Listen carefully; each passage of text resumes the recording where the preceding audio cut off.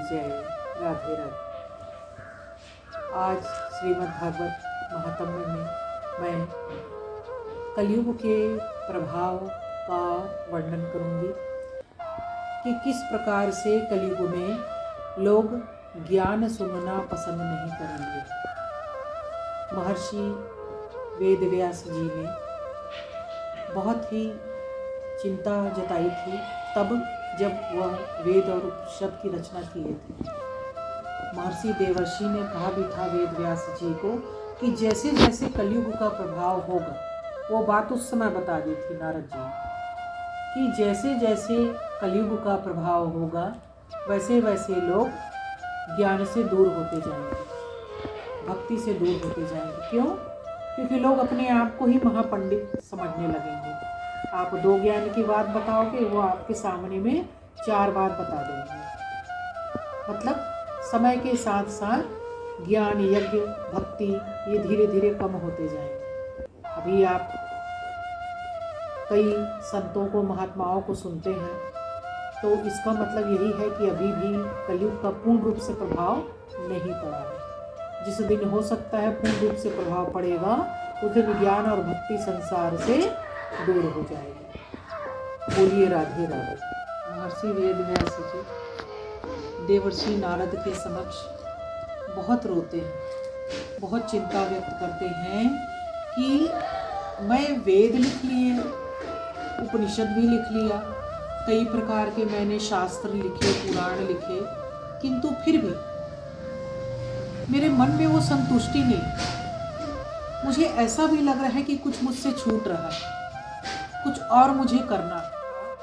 कुछ ऐसे श्लोक की रचना कीजिए जिसमें भगवत कल्याण हो, अर्थात जिसके आधार पर लोगों का कल्याण, भगवत कृपा के आधार पे सबका कल्याण हो, जन जन का कल्याण। तब महर्षि वेदव्यास जी ने, भगवान ने जो ब्रह्मा को 4 श्लोक बताए थे, 4 मंत्र बताए थे और ब्रह्मा ने नारद जी को बताए थे। अब नारद जी ने वही मंत्र, वही श्लोक धरती पर आकर वेदव्यास जी को बताए। महर्षि वेदव्यास जी से उन्होंने बताया और कहा अब इनका तुम विस्तार से वर्णन करो, विस्तार से वर्णन कीजिए इसका और जन जन के कल्याण के लिए इसे प्रसारित कीजिए। इस प्रकार से महर्षि वेदव्यास जी ने भागवत, श्रीमद् भागवत महापुराण की जो महात्म्य है उसकी रचना करनी शुरू की। सर्वप्रथम महर्षि वेदव्यास जी ने महाभारत काल को उठाया। मैं इसके संक्षेप को बताना चाहूँगी कि महाभारत की जो लड़ाई थी वह समाप्त हो चुकी है। उस लड़ाई में सभी कौरव वंश खत्म हो चुका है। केवल दुर्योधन अधमरे स्थिति में पड़े हुए हैं, ना तो वह मर पा रहे हैं ना जी पा रहे हैं। ऐसी स्थिति हो गई है दुर्योधन की। गुरु द्रोणाचार्य के सुपुत्र उनके समक्ष आकर पूछते हैं अश्वत्थामा जी कि हे दुर्योधन, क्या बात है, आप तो ना प्राण त्याग पा रहे हैं, ना ही आप जीवित रह पा रहे हैं, क्या हुआ? तो वह अपने मित्र को, गुरुपुत्र को, अश्वत्थामा जी को कहते हैं, बताते हैं कि हे मित्र, मैं खुद ही नहीं समझ पा रहा हूँ कि हम लोग थे संख्या में 100 और वे थे 5, तो 100 लोगों को कैसे 5 लोगों ने परास्त कर दिया? हम लोग का नामो निशान खत्म हो गया और पांडव वही के वही 5 हैं। तो ना तो मैं जी पा रहा हूँ ना मर पा रहा हूँ, मुझे ये चिंता मरने नहीं दे रही है और ना ही मैं जी पा रहा हूँ उस चिंता में। ऐसा क्या कारण, क्यों है ऐसी स्थिति? क्यों हम सारे लोग खत्म हो गए, कुरुवंश के लोग, और क्यों पांडव एक भी खत्म ही नहीं हुए, 5 के 5 हैं वो लोग? ऐसी कौन सी शक्ति है, कौन सी प्रबलता है उनके पास में? तब दुर्योधन के मुख से, मुखारविंद से स्पष्ट दिखाई दे रहा था कि वो बहुत ही ईर्ष्या में है।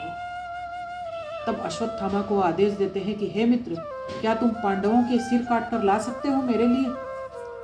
तब अश्वत्थामा कहते हैं ये कौन सी बड़ी बात है, मैं अभी जाता हूँ और पांडवों के सिर को काट कर लाता हूँ आपके समक्ष। अश्वत्थामा प्रस्थान करते हैं। अश्वत्थामा के मन में वही बात है कि अभी सब उत्सव में होंगे। पांडवों की जीत हुई है, पांडव उत्सव मना रहे होंगे और उत्सव के बीच में मैं अभी क्यों जाऊँ? इससे अच्छा कि मैं रात्रिकालीन जाऊँगा और उनके शिविर में प्रवेश करके उनके सिर को काट आऊँगा। पहले के समय में अपने अपने शिविर हुआ करते थे युद्ध के दौरान, कोई किसी के शिविर में नहीं जा सकता। किंतु सैनिक, चूंकि गुरुपुत्र है अश्वत्थामा, तो सैनिकों ने गुरुपुत्र को रोका भी नहीं जाने के लिए। इधर अर्जुन को नींद नहीं आ रही है।